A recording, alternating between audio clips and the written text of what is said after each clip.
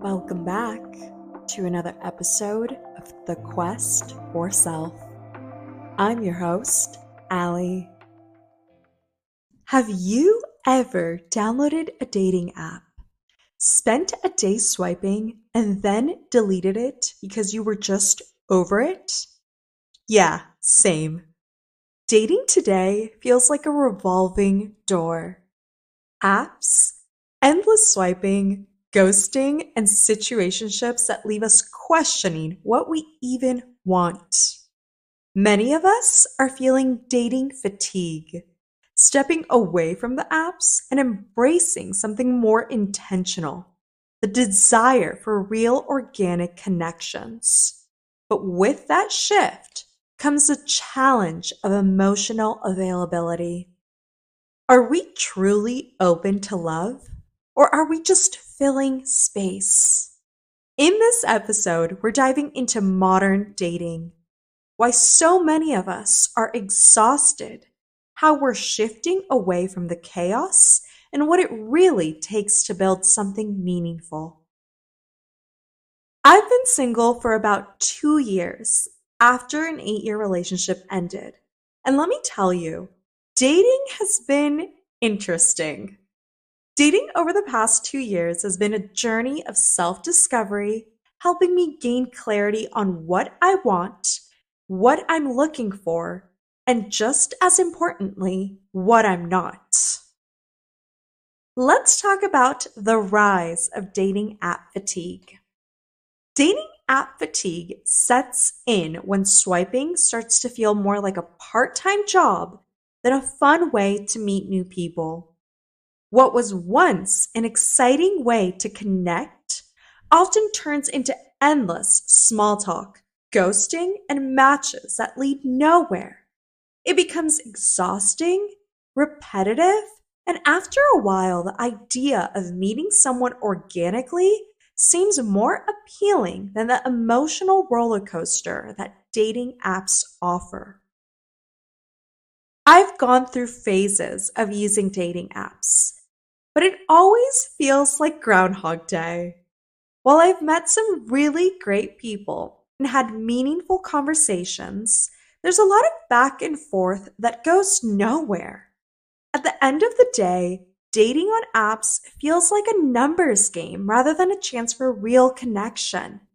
Matching with 30 people just to get a handful of conversations that go nowhere is draining and sometimes discouraging. Recent studies highlight the widespread nature of this fatigue. A survey by Forbes Health found that 79% of respondents reported feeling exhausted by dating apps. This burnout isn't just about swiping left or right. It's about the toll on mental health too. So let's talk about some tips to navigate dating app fatigue. These are some things that have worked for me, and I hope they work for you too. Number one, take breaks from dating apps. Set aside time where you're not actively swiping or messaging. Focus on yourself, your hobbies, and the things that bring you joy. Number two, get involved in activities or communities. Engage in activities that interest you and allow for organic connections. Shared experiences lead to natural, deeper interactions. Number three, be clear with yourself about what you really want. Before diving into dating, understand your emotional availability. Are you ready to commit or are you enjoying the moment? This will help you make more intentional decisions. Set boundaries. If you're in a situationship or anything ambiguous, communicate your feelings and make sure you're both on the same page to avoid unnecessary confusion. Number five, be patient. Real connections take time. Don't rush the process. Allow things to unfold naturally and give yourself grace along the way.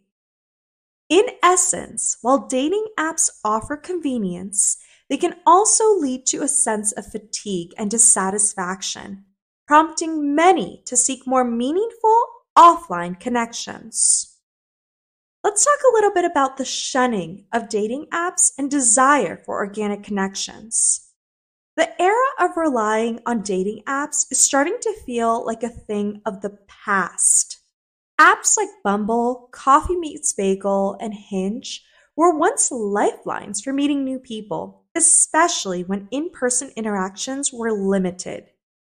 Fast forward to now, 2025, many are burnt out by the endless cycle of swiping and messaging, with dating apps feeling more like fast food, convenient but unsatisfying. Though I still have the apps and recently went on a date, my mindset has totally shifted. Dating apps aren't my default anymore. Instead, I've been embracing real world interactions, getting involved in activities, joining clubs, volunteering, and attending remote work events to meet people through shared interests. It feels like a growing desire for organic connections is evolving, much like how our ancestors met in person, minus the whole hunting and gathering part. So, how do you shift towards more meaningful connections? If you're feeling dating app fatigue, here are a few ways to break the cycle and create deeper connections. Number one, engage in activities you genuinely enjoy. Whether it's a hobby, fitness, a book club, doing what you love naturally puts you in spaces where you can meet like minded people. Number two, expand your social circle. Say yes to invites, attend events, and put yourself in environments where new connections can happen naturally. Number three, leverage your network. Let friends set you up or introduce you to people they think you'd vibe with. Number four, be present and open. Instead of looking for the one everywhere you go, focus on being present in the moment. Authentic connections come when you're not forcing them. Number five, use dating apps more intentionally. Instead of mindlessly swiping, be clear on what you're looking for and match with purpose. At the end of the day, dating isn't just about finding someone. It's about showing up as your best self so that when the right connection comes along, you're ready to receive it.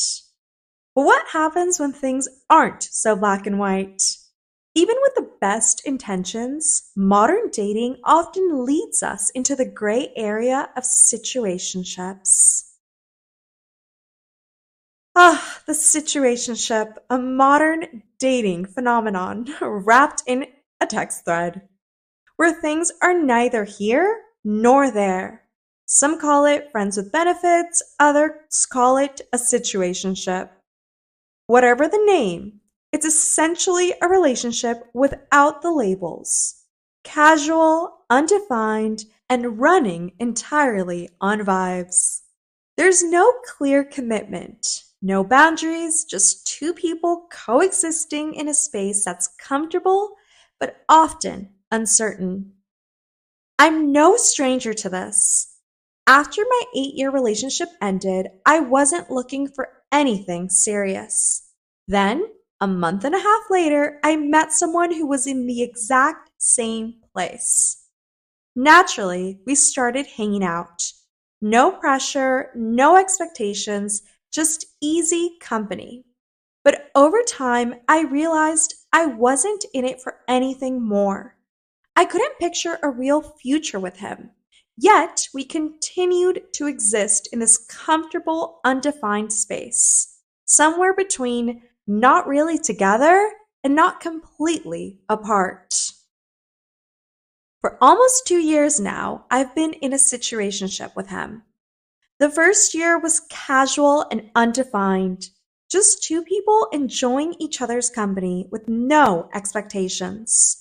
But over the past year, he began hinting at wanting more, talking about coming to visit me in Spain, going on actual dates, and possibly building a future together.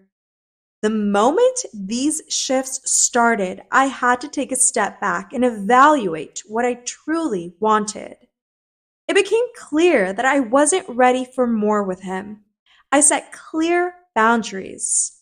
Part of me didn't want him out of my life. He had become my safety net. But at the same time, I knew I couldn't lead him on. So I had a straight conversation with him about what I was looking for and what I wasn't. While we don't necessarily agree on everything, we still see each other. But whenever I feel like my boundaries are being tested, I remind him of what we are. It's not easy, but staying true to myself and my needs has to come first, even if it means making tough decisions. And that's the thing with situationships. They work when both people are genuinely okay with staying in the moment and without expecting more. But they get complicated when feelings shift, expectations diverge, or one person is using the situation to fill a void. So if you're in one, the key is self awareness. Are you both truly content with the setup? Or is one of you secretly hoping for more? Here are some questions to ask yourself. Am I emotionally available for a relationship? Or is this just filling a void? What do I truly want from my connections? Am I dating with intention? Do I want to date with intention? Am I enjoying the present?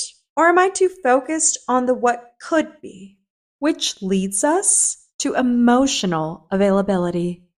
It's one of the most critical elements in modern dating from my perspective, yet it's often overlooked. It's about being open, honest, and vulnerable, allowing yourself to connect with someone on a deeper level. Being emotionally available doesn't just mean being open to love. It means being in a space where you can truly engage with someone without any fear. It's about having the capacity to offer your full self rather than holding back due to past baggage or fear of vulnerability.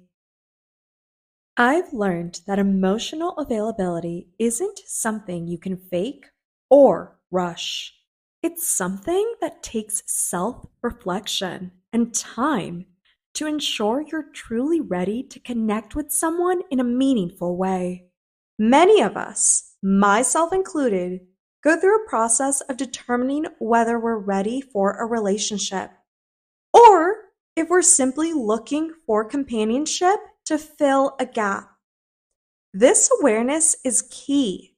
When you meet someone special, you want to offer them your whole self, not a version of you that's been shielded by walls. It's about being present, intentional, and ready for the kind of connection that leads to something deeper. So let's wrap this up. Modern dating can feel exhausting. Swiping, small talk, and uncertainty can wear anyone down. It's easy to think you're ready for love just because you want it. But real readiness requires more than desire. It requires emotional availability and self awareness. Whether you're stepping away from apps, embracing organic connections, or redefining what you want, take a moment to check in with yourself. Before you find the right person, you have to be the right person for yourself. So ask yourself, am I emotionally available? Am I ready to connect deeply and authentically? Take time to reflect on your own journey. Set boundaries and ensure you're emotionally available for the connections you seek. Because when you're true to yourself, you attract what aligns with your goals and values.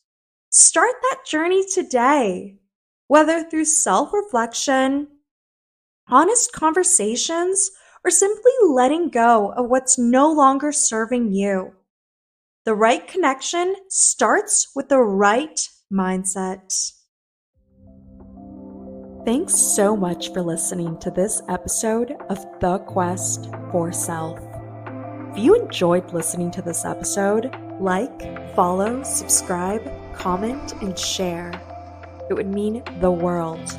Also, don't forget to follow us on social media, The Quest for Self.